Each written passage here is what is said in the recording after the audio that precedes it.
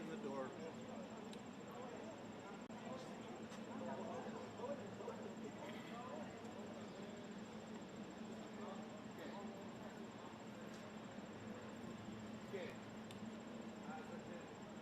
Mr. President, should we expect a deal today?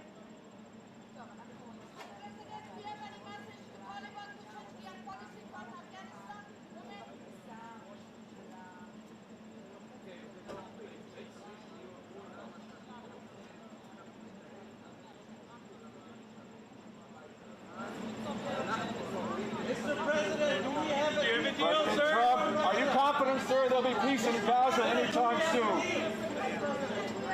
And the 21-point plan, is everyone on board?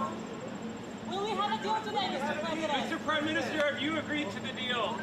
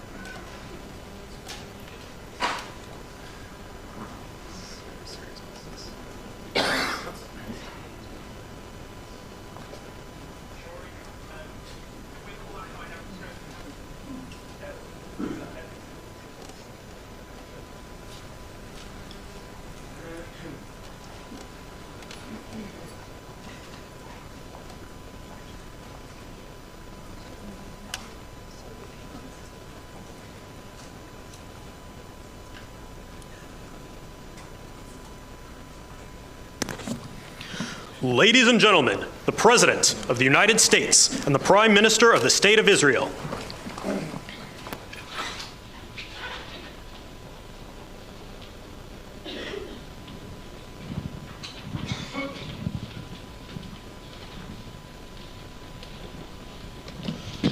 Thank you very much, everybody. So this is a big, big day, a beautiful day, potentially one of the great days ever in civilization. Things that have been going on for hundreds of years and thousands of years. We're going to, at least we're at a minimum very, very close, and I think we're beyond very close. And I want to thank Bibi for really getting in there and doing a job. We've worked well together, as we have with many other countries, both of us, with many other countries, which is the only way this whole situation gets solved. And I'm not just talking about Gaza. Gaza is one thing, but we're talking about much beyond Gaza. The whole deal, everything getting solved. It's called peace in the Middle East. So today is a historic day for peace, and Prime Minister Netanyahu and I have just concluded an important meeting on many vital issues, including Iran, trade, the expansion of the Abraham Accords, and most importantly, we discussed how to end the war in Gaza, but it's just a part of the bigger picture, which is peace in the Middle East, and let's call it eternal peace in the Middle East. So this is far more than anybody expected, but the level of support that I've had from the nations in the Middle East and surrounding Israel and neighbors of Israel has been incredible, incredible. Every single one of them. This afternoon, after extensive consultation with our friends and partners throughout the region, I'm formally releasing our principles for peace, which people have really liked, I must say. And these are done not just routinely done, these are done with total consideration and working with the nations that we're talking about. All of these nations have made contributions to those suggestions. I want to thank the leaders of many Arab and Muslim nations for their tremendous support in developing the proposal, along with many of our allies in Europe. Europe has been very much involved, and as I was called by many of the European leaders, most of them saying, is this true? Are you really doing peace in the Middle East? This is the most incredible thing we've heard. Some think it's the biggest thing they've ever heard. They called just to find out, was it just a rumor or is it actually done? And then they said, have you spoken to the Arab leaders? Have you spoken to all of the other leaders that we have to get? A lot of people involved in this one. I also want to thank Prime Minister Netanyahu for agreeing to the plan and for trusting that if we work together, we can bring an end to the death and destruction that we've seen for so many years, decades, even centuries, and begin a new chapter of security, peace, and prosperity for the entire region. And I want to just say that my meetings and dialogue that we had with so many countries, Saudi Arabia as an example, the king is a phenomenal person. The Emir of Qatar, he's an incredible people. UAE, and that's MBZ and ABZ. We're totally involved. These are the people that we've been dealing with and who've been actually very much involved in this negotiation, giving us ideas, things they can live with, things they can't live with. Pretty complex. I mean, after 2,000, 3,000 years, whatever it is, I guess it's got to be a little complex, or it would have been done a long time ago. The King of Jordan was with us, as you know, in the United Nations. The President of Turkey, President Erdogan, is a friend of mine, a strong man, but a good man. President of Indonesia, somebody who's an amazing leader, Prabowo. He is an amazing leader and respected by everybody. He was in the room with us. We were together with most of these people that I'm mentioning. Others were by phone or the next day. The Prime Minister and the Field Marshal of Pakistan, they were with us right from the beginning. Incredible. In fact, they just put out a statement that they fully believe in this pact. It just came out just as I was walking around. They said, sir, you have a big notice from the Prime Minister of Pakistan and from the Field Marshal that they back this 100%. President El-Sisi of Egypt, who's terrific. And these are people I've gotten to know over the years. I mean, I would say it started around 2015 and then went into 2016 when the presidency officially began. But I've known him actually for a long time, and there are many cases really great men. I can't say in all cases, but I will tell you in many cases they're great men, and some great women too. They tend to be mostly men, however, I will say that. But if accepted by Hamas, this proposal calls for the release of all remaining hostages immediately, but in no case more than 72 hours. So the hostages are coming back, and I hate even saying this from the standpoint, doesn't sound right, but it is so important to the parents. The bodies of the young men, I believe in almost all cases, the young men are coming back immediately. I met with parents. The parents felt as strongly about getting the body of their dead boy back as they did as though the boy were alive and well. It's so important to them. And it means the immediate end to the war itself, not just Gaza. It's the war itself. Under the plan, Arab and Muslim countries have committed, and in writing in many cases, but I actually would take their word for it. The people I mentioned, I'd take their word for it, to demilitarize Gaza, and that's quickly. Decommission the military capabilities of Hamas and all other terror organizations. Do that immediately. And we're relying on the countries that I named and others to deal with Hamas. And I'm hearing that Hamas wants to get this done too, and that's a good thing. And destroy all terror infrastructure, including the tunnels, weapons, production facilities. They have a lot of production facilities that we're destroying. They'll also help train local police forces in the areas that we're discussing right now, in particular in and around Gaza, working with the new transitional authority in Gaza. All parties will agree on a timeline for Israeli forces to withdraw in phases. They'll be withdrawing in phases. No more shooting, hopefully, as progress is made toward achieving these goals. Arab and Muslim nations need to be allowed the chance to fulfill these commitments of dealing with Hamas. They have to deal with them because they were the one group that we have not dealt with. I haven't dealt with them. But the Arab countries are going to, and Muslim countries are going to be dealing with Hamas, and I believe they've already been there. I think they probably have an understanding, and they haven't maybe mentioned that, but I would imagine they do. Otherwise, they wouldn't have gone as far as they've gone. If they're unable to do so, then Israel would have the absolute right and actually our full backing, the U.S. full backing. Marco's here, and a lot of our leaders are here, our great Vice President, Susie Wiles, Steve Witkoff, Jared Kushner. They've been so involved in this process. I don't think anybody else could have done it or even come close. But it's we're right there. We're right there. First time in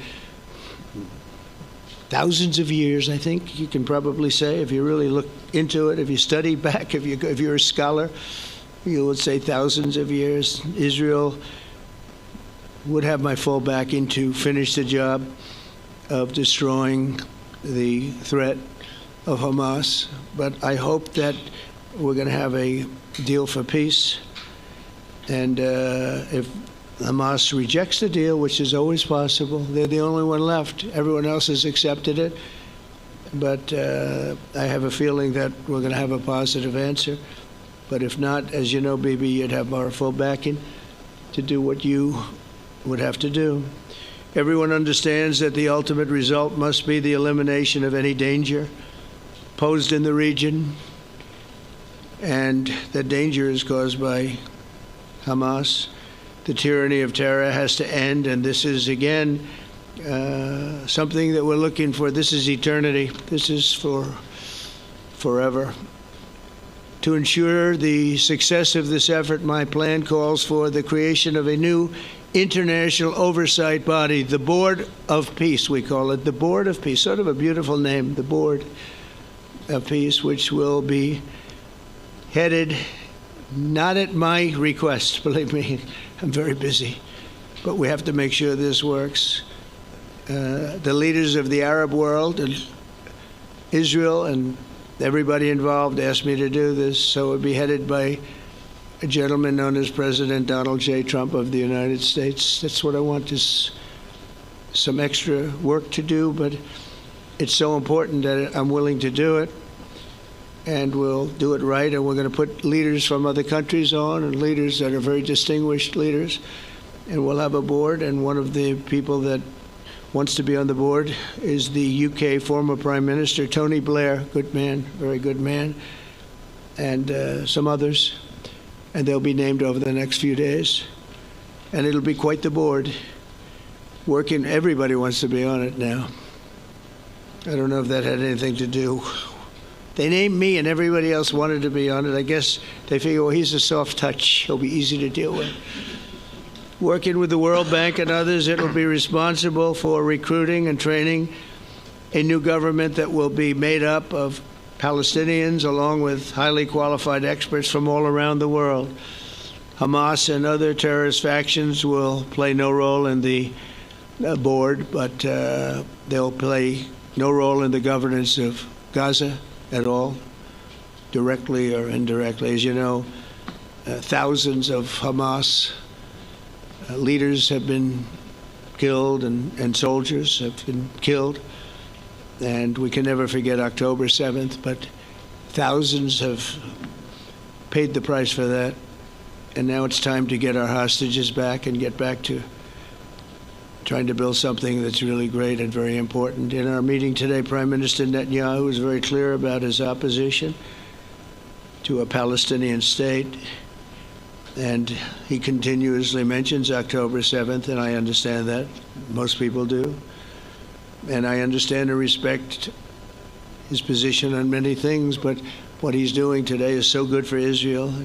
I notice that they have large crowds gathering in Israel all the time, and they have my name up. They like me for whatever reason, Bibi, I don't know, but they do like me. But they say two things. Please get the hostages back, and please end the war. They've had it. It's had it. So I think it's a very popular thing you do, because he's a warrior. He doesn't know about getting back to a normal way of life, but he is a warrior, and Israel's lucky to have him. But now the people want to get back to peace. They want to get back to normalization in a true sense. Several countries have foolishly recognized the Palestinian state. As you know, some of our European friends, allies, good people, but they're really, I think, doing that because they're very tired of what's going on for so many decades. They've been presidents and prime ministers for years, and during this time, having to do with the Middle East, all they're doing is talking about the same thing over and over. They want to see it get back. And nobody wants that more than me, or I believe Bibi too. But the people of Israel want it. They really want it. They want the hostages back. That includes the probably 32 bodies that we're talking about, 20 people that are living, 32 or so people that are dead, and they want to have peace. So let us not forget how we got here. Hamas was elected by the Palestinian people. Israel withdrew from Gaza thinking they would live in peace. Remember that a long time ago? They withdrew. They said, you take it. This is our contribution to peace. But that didn't work out. That didn't work out. It was the opposite of peace. They pulled away. They let them have it. And I never forgot that, because I said, that doesn't sound like a good deal to me. As a real estate person, I mean, they gave up the ocean, right? Ron, they gave up the ocean. They said, who would do this deal? And it still didn't work out. They were very generous, actually. And they gave up the most magnificent piece of land in many ways in the Middle East. And they said, all we want to do now is have peace. And that request was not honored. Instead of building a better life for the Palestinians, Hamas diverted resources to build over 400 miles of tunnels and terror infrastructure, rocket production facilities, and hid their military command posts and launch sites in hospitals, schools, and mosques. So if you went after them, you'd be after them, and you wouldn't even realize you ended up knocking out a hospital or school or a mosque. That terrible thing, terrible, terrible way to have to fight. No fight is good, but that's a real bad one. So there are many Palestinians who wish to live in peace. Many. I've seen so many of them. And they have support. And I challenge the Palestinians to take responsibility for their destiny, because that's what we're giving them. We're giving them responsibility for their destiny, fully condemn and prohibit terrorism and earn their way to a brighter future. They don't want the life that they've had. They've had a rough life with Hamas.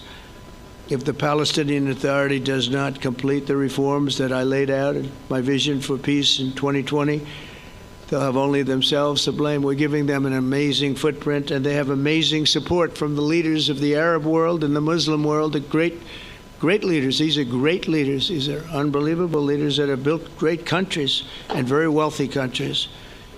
What the future holds for the Palestinians, no one really knows, but the plan that we put forward today is focused on ending the war immediately, getting all of our hostages back, getting everything back.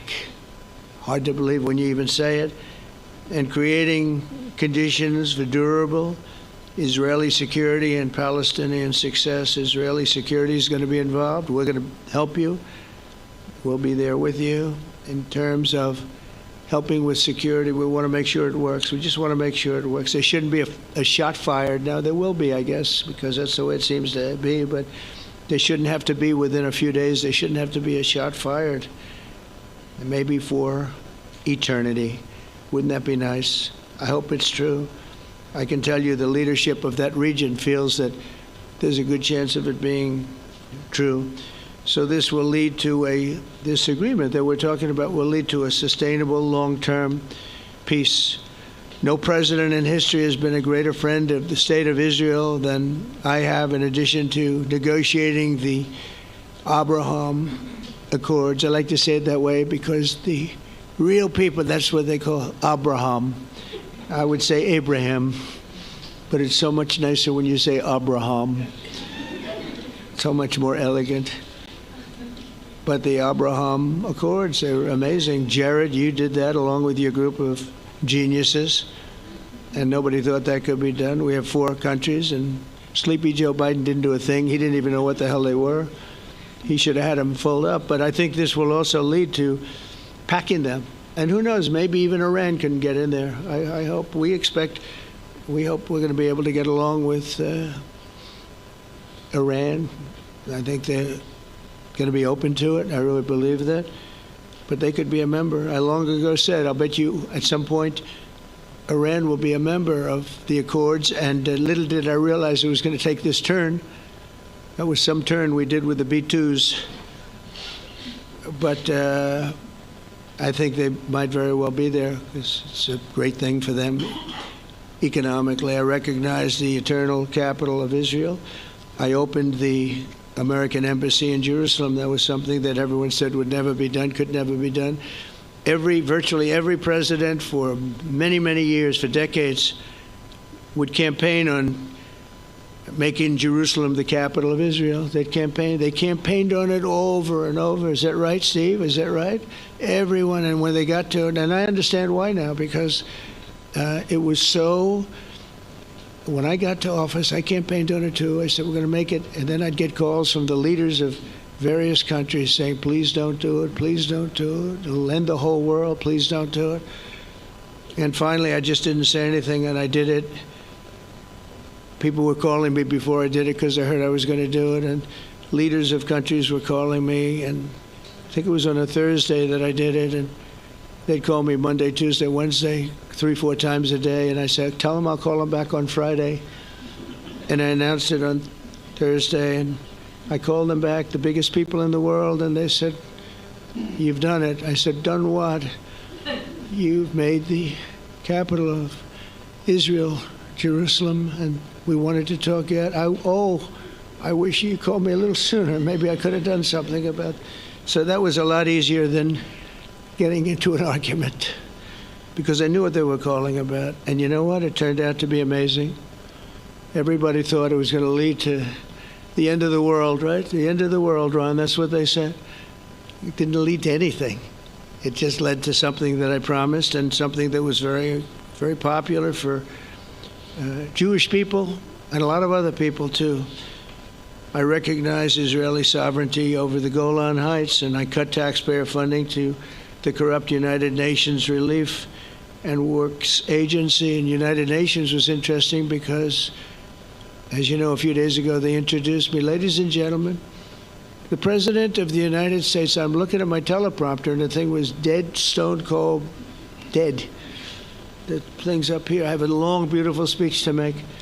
I'm back 30 feet back, and I'm saying, they're introducing me. There's nothing on my teleprompter.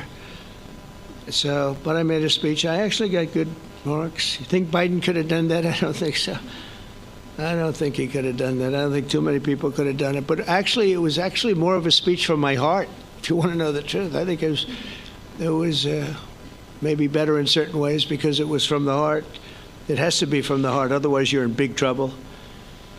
But I cut taxpayer funding for that very corrupt United Nations Relief and Works Agency, and nobody thought that would be done, and withdrew from the horrible Iran nuclear deal that was imposed upon Israel by Barack Hussein Obama and Biden.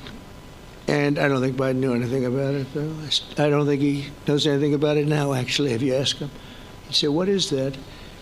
And we obliterated Iran's nuclear enrichment capacity, making it impossible for them to have a nuclear weapon, which they would have had probably in about 2 months from that.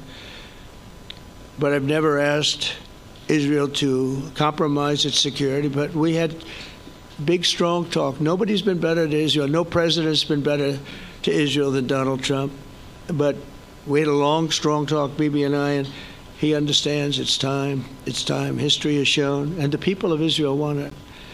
And the people of the Middle East want it. The people of enemies of Israel want it. But they don't have really too many enemies right now. And you know what? Many countries have gained great respect for Israel, for the way they fight, for the job they do, including me. I had respect anyway, but they gained respect. History has shown us that those who have relations with Israel have thrived, while those who have devoted resources and attention toward the destruction and even annihilation of Israel have languished. They haven't done well. Israel is not going anywhere. They're going to coexist with other people and countries in the region, from Syria to Lebanon to Saudi Arabia.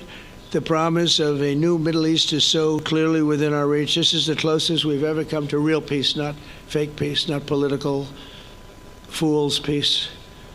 If we can get this difficult problem solved, the opportunities for all within that vast region of this world, it's a vast region, it's unlimited. The Abraham Accords show that all countries are better off when they communicate and work together and embrace new opportunities. I hope Jared and Steve and Susie and Marco and JD, we have great people. I hope you guys are going to work very hard to get these other countries in, because now they have no excuse. There's no longer an excuse. They were, some were hesitant. And I tell you, the 4 countries that went in, I give them tremendous credit, and it's worked out incredibly well for them. In the same spirit, I'm pleased to report that earlier today we took another important step toward greater understanding in the region. A short time ago, we had a historic phone call in the Oval Office with Prime Minister Tani, who's really a great, great person. So we had a great talk, and I was on the phone, and Bibi was talking. Prime Minister Al-Thani was of Qatar. They really had a heart-to-heart conversation. It was a great conversation, I thought. It was productive. It was everything that you need to have something turn out to be successful. And I want to thank Bibi, and I want to thank the Prime Minister. It was fantastic.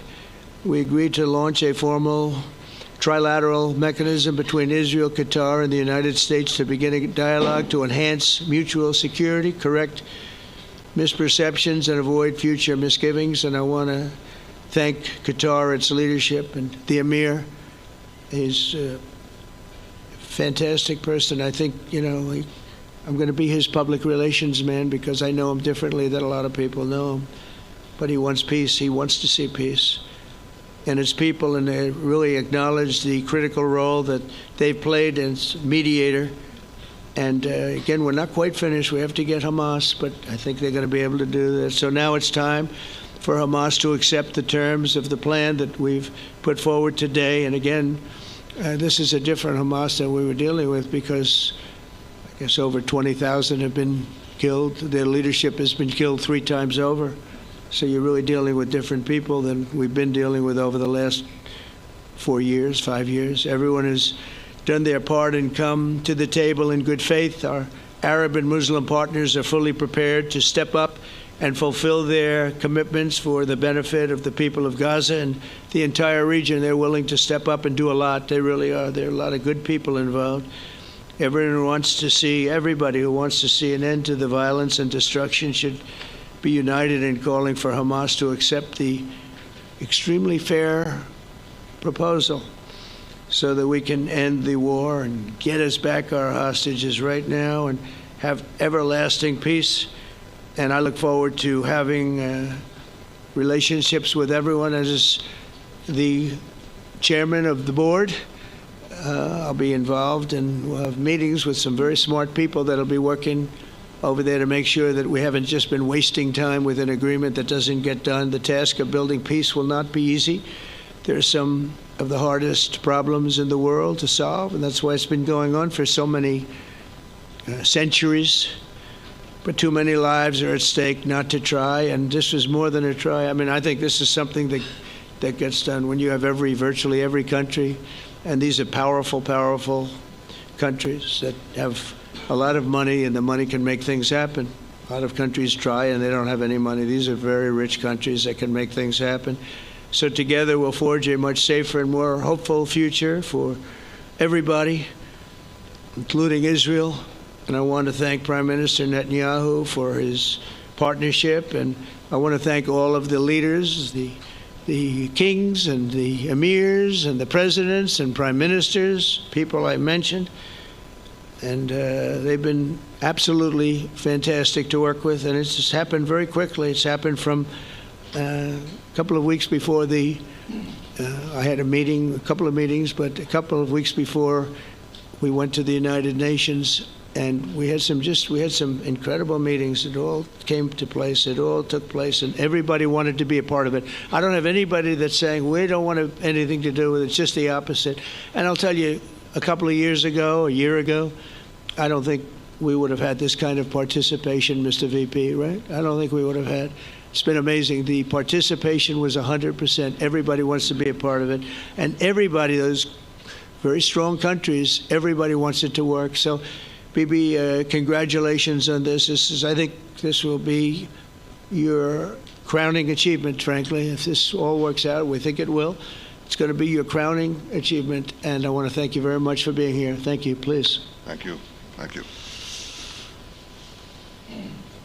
Mr. President, first I want to thank you for graciously hosting me once again in the White House. And second, I want to thank you for your friendship and for your leadership.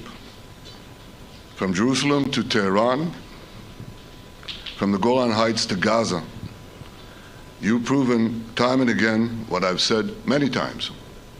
You are the greatest friend that Israel has ever had in the White House. And Mr. President, you and I both know it's not even close.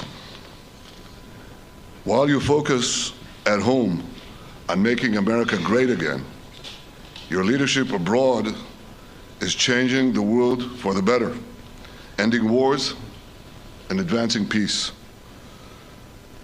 I believe that today we're taking a critical step towards both ending the war in Gaza and setting the stage for dramatically advancing peace in the Middle East. And I think beyond the Middle East, in very important Muslim countries.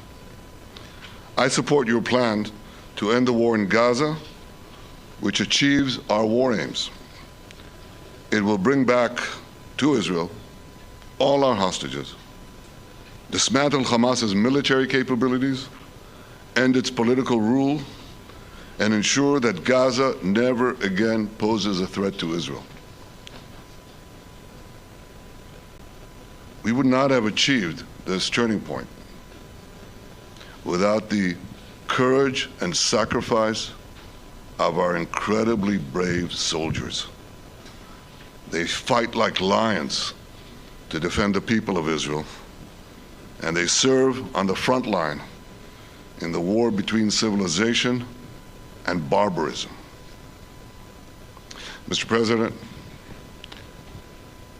when our two countries stand shoulder to shoulder, we achieve the impossible. Just a few months ago, in Operation Rising Lion and Operation Midnight Hammer, we struck a decisive blow against Iran's nuclear and ballistic missile program. Your bold decision to send those B-2s made the region safer and the world safer. Now, under your leadership, we're taking the next step to win the war and expand the peace. Your plan is consistent with the 5 principles my government set for the end of the war and the day after Hamas. Everybody asks, what is your plan for the day after Hamas? Here's our plan. Passed it in the cabinet. All our hostages, both those who are alive and those who died, all of them will return home immediately. Hamas will be disarmed. Gaza will be demilitarized. Israel will retain security responsibility, including a security perimeter for the foreseeable future. And lastly, Gaza will have a peaceful civilian administration that is run neither by Hamas nor by the Palestinian Authority. If Hamas agrees to your plan, Mr. President, the first step will be a modest withdrawal, followed by the release of all our hostages within 72 hours. The next step will be the establishment of an international body charged with fully disarming Hamas and demilitarizing Gaza. I appreciate your willingness to lead the body, Mr. President. I really appreciate it because you have a lot of things to do, and this is important. And it reflects the confidence that this will give everyone, that things will be followed up on all the commitments made. The fact that you're taking this on, I think, helps a lot to make sure that everything flows in the direction that we want. Now, if this international body succeeds, we will have permanently ended the war. Israel will conduct further withdrawals linked to the extent of disarmament and demilitarization, but will remain in the security perimeter for the foreseeable future.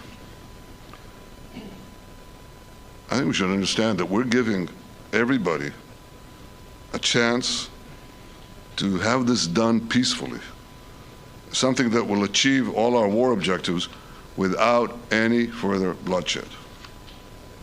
But if Hamas rejects your plan, Mr. President, or if they supposedly accept it and then basically do everything to counter it, then Israel will finish the job by itself.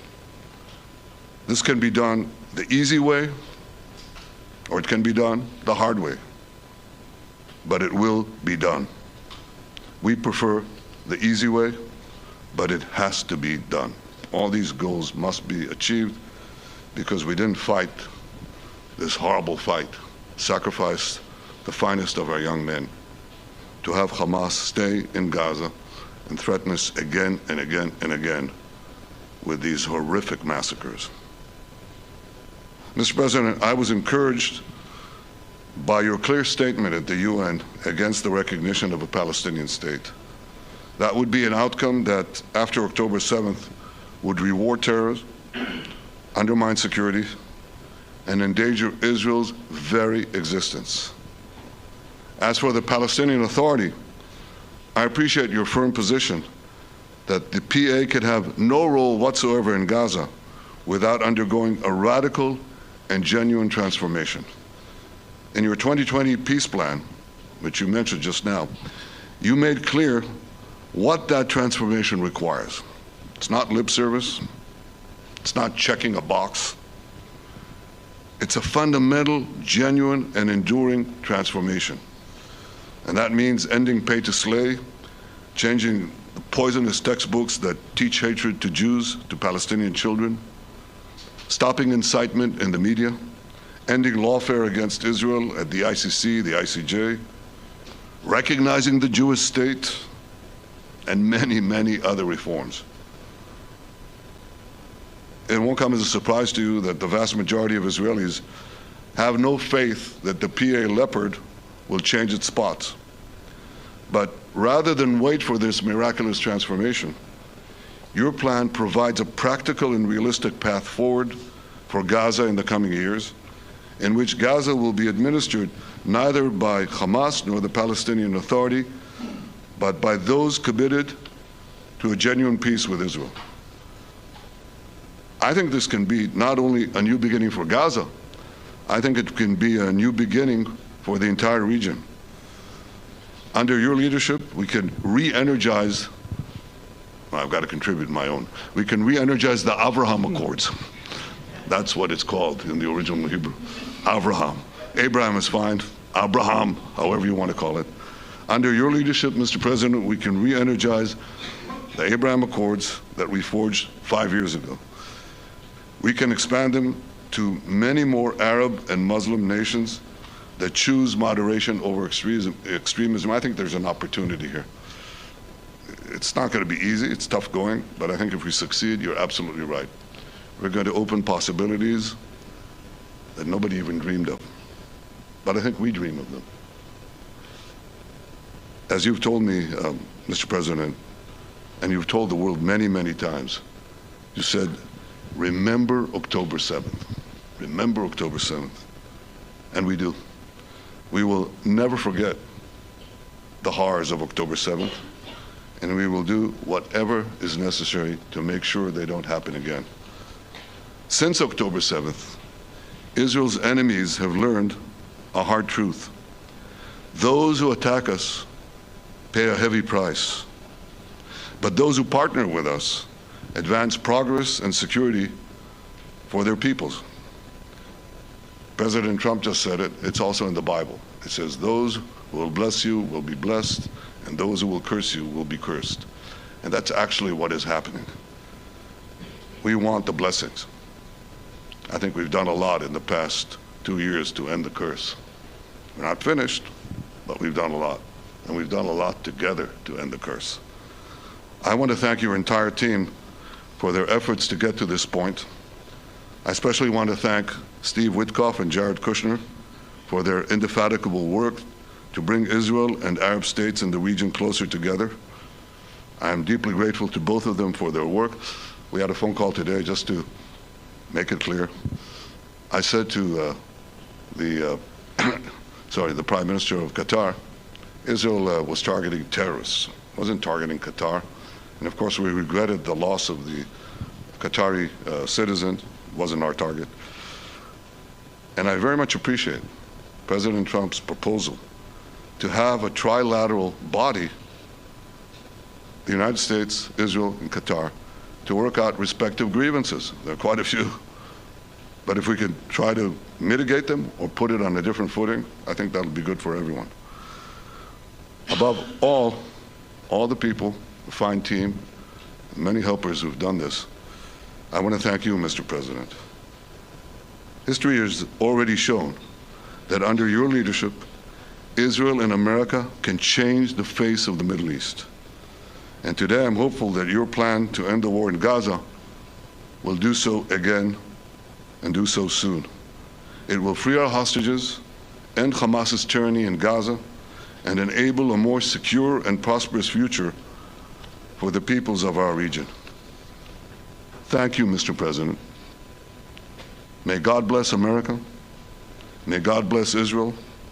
May God bless the indispensable alliance between our countries. And may I add in Hebrew, G'mal Chatima Tova, may we all be inscribed in the book of life. Thank you. Thank you very much, Bibi. So I think while we wait for these documents to be signed and get everybody in line, I think it maybe is not really appropriate to take questions. I'm meeting with, as you know, a couple of Democrats in a little while about the country, about keeping our country open. They're going to have to do some things because their ideas are not very good ones. They're very bad for our country. So we'll see how that works out. But this is something that was really historic today. This was something that was amazing. I think, Bibi, I mean, depending on you, I think while we're waiting for signatures and waiting for approvals from a lot of different countries that are involved in this, we probably shouldn't take questions? Or would you like to take a question or two from perhaps a friendly Israeli reporter, if there's such a thing? That's a very, very tough proposition. But I would think, Mr. President, that I would go by your instinct that this is, we'll have enough time for questions. Let's settle the issue first, I think. Thank you very much, everybody.